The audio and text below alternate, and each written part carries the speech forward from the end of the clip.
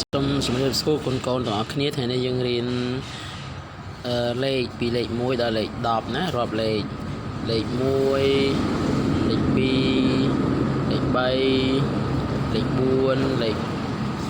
4លេខ5លេខ6លេខ7លេខ8លេខ9លេខ10សូមរំលឹកទៀតលេខ1លេខ2លេខ3លេខ4លេខ5លេខ6លេខ7លេខ8លេខ9លេខ10តោះនេះលេខ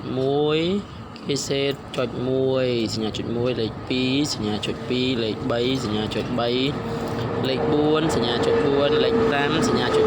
5លេខ6សញ្ញាចុច6លេខ7សញ្ញាចុច7លេខ8សញ្ញាចុចលេខ8លេខ9សញ្ញាចុចលេខ9លេខ10សញ្ញាចុច10បាទសូមអរគុណកូនៗ